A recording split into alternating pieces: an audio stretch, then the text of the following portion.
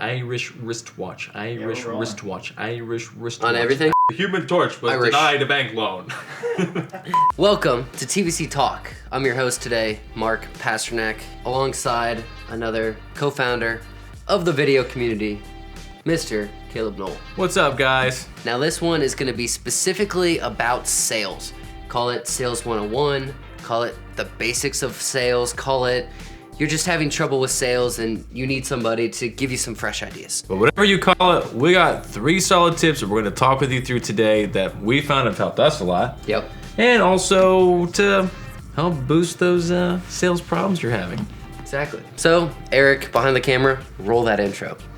Woo! Boom. All right. Wait, time out. We're going to have an intro? I don't know. Oh yeah. It would Really? be better.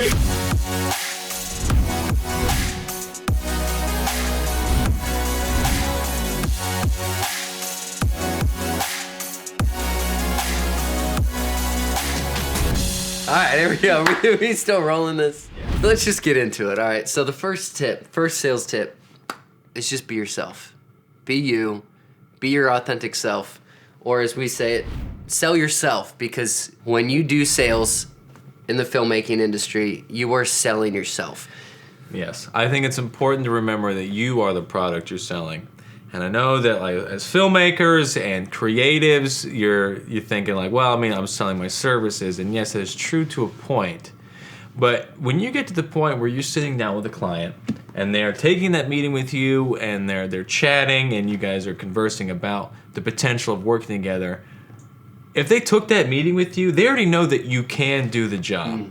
These people do not have time to mess around with people they don't think that can do the job. So they know that you can do it. What they need to know is if they want to work with you.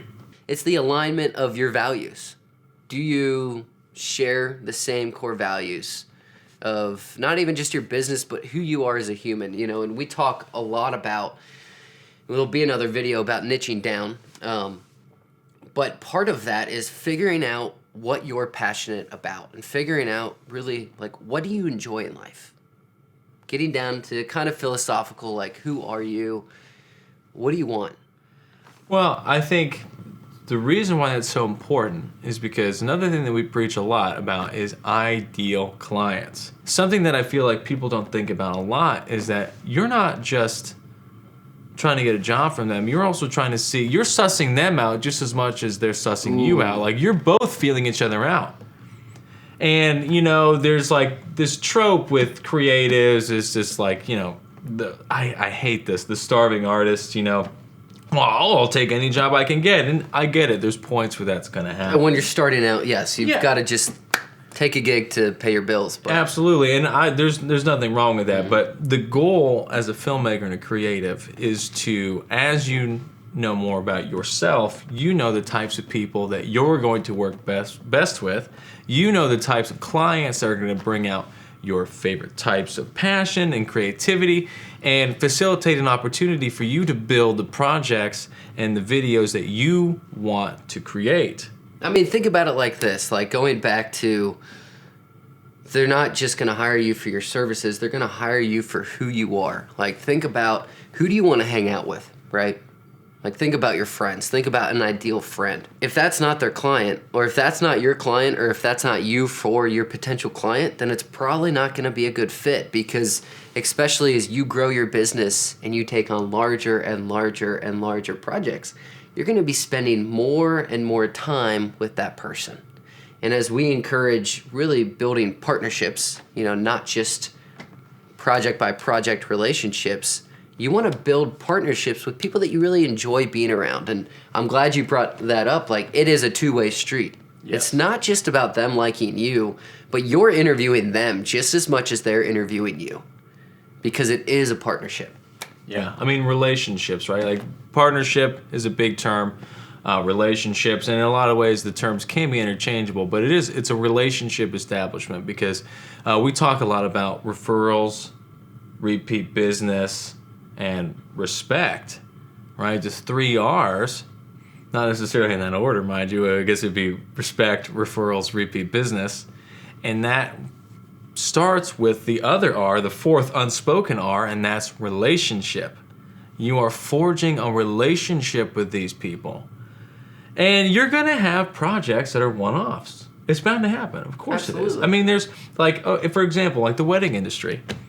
Honestly, you should hope and pray that the bride and the groom that you're meeting, that's the only time you have to work with them. You know what I mean? For the sake of their happiness. But in general, that's a one-off client. But, and this is big in the wedding industry especially, referrals, referrals, referrals. Right? Respect from how you do the job and referrals to other people. And even, back to my video business, I only have a handful of clients now, but they're the clients that are built on partnerships. It's not finding 20 or 30 one-off projects every year. It's like having a core group of 5 to 10 active clients that come back time and time again because of that partnership. And so if you think about referrals, it's like, do you want referrals from not ideal clients? Because then you're only going to get more and more and more not ideal clients. Or do you want referrals from your ideal client? I like take it back to the friendship idea, your best friends, right? Do you want more mediocre friends? Or do you want more best friends? Like, I want more best friends. That's just, I'd rather have like 2, 3, 4, 5 best friends than 50 friends that are mediocre, that don't make me better. So how do you go about developing those types of friendships, or in business we'll call them partnerships, And that's tip number 2, which is speak their language. So some simple things that you can do to speak their language is research the industry that they're in. So say he's in, what's a good one? Commercial real estate. Learn what a cap rate is. Learn their ROI. Like, just Google how their business makes money. That way, when you're explaining your business to me, I can more just listen to you and understand what you're saying versus asking you what every acronym.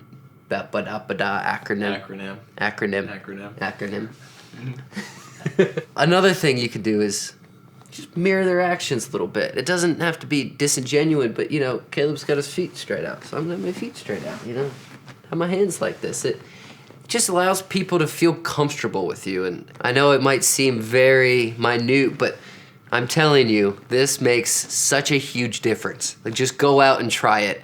Try it on your girlfriend, try it on your wife, try it on your husband, your sister, whoever. Like, next person you talk to, just mirror their body language, mirror their positioning. Or, if all of a sudden he's going to put his hand on his chin, put your hand on the chin. I don't have much of a beard to stroke right now, so there's a little bit. Yeah, enough though, man. A little bit of chin stroking there, but just allows people to feel comfortable with you. And going back to tip number 1, just be authentic. Like, be yourself. You want the other person to feel like they can be themselves too. I mean, it is an alignment of values thing, and that's why I think alignment of values actually is an overarching theme in all of this, not just sales, but in your marketing and branding, because, like, based on who you are, that's okay.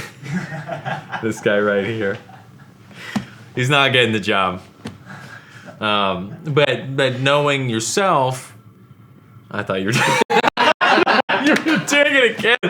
Oh, that's hilarious. But anyway, but knowing yourself, then you'll know your ideal client, because you know what lights you up, you know what you're passionate about, you know the types of video you want to create. So that sets you up to find these ideal clients. And speaking someone else's language, right?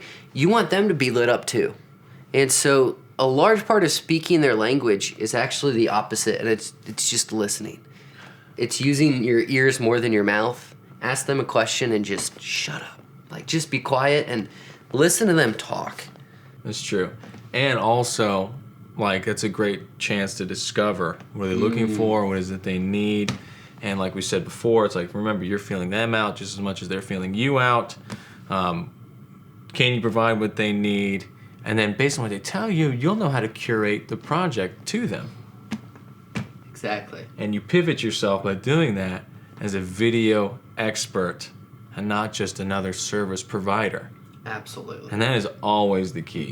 In every project and every client is to pivot yourself as the video expert, because that is how you get respect first and foremost, because you're the expert and they're trusting you.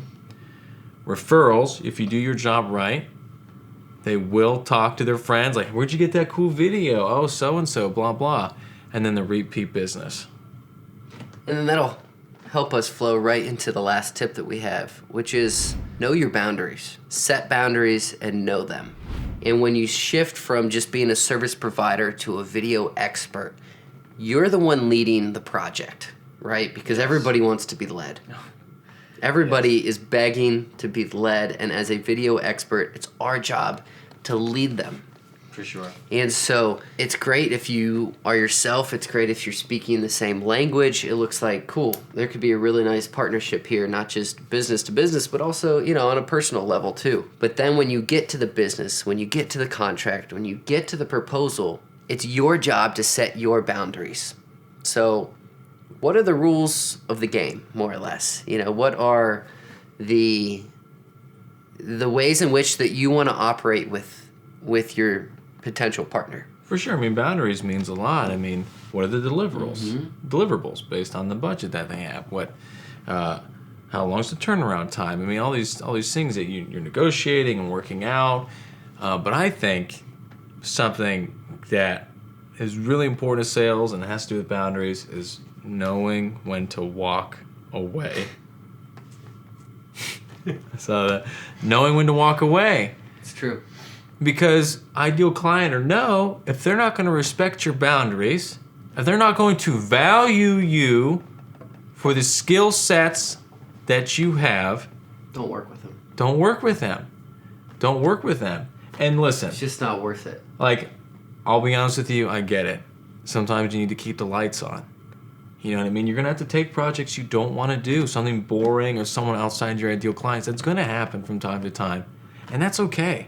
Absolutely. That's okay, but just remember that as soon as it's not a necessary for survival thing, mm-hmm. don't do it. In fact, it's just you're not serving yourself in the long run working with people who do not value or respect you. More often than not, they'll never pay you what you're worth, first of all. And they're chiseling away about how much you value yourself.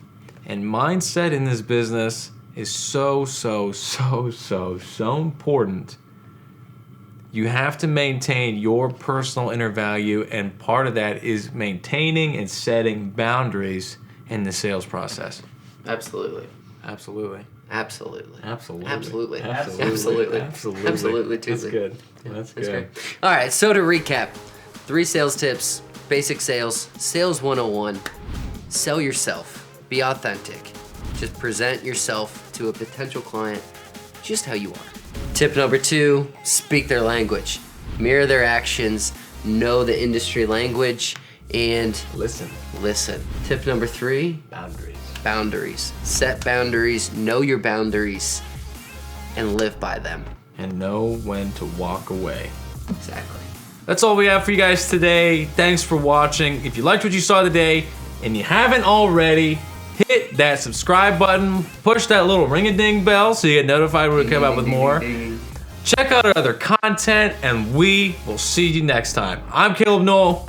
I'm Mark Pasternak. And this was TVC Talk.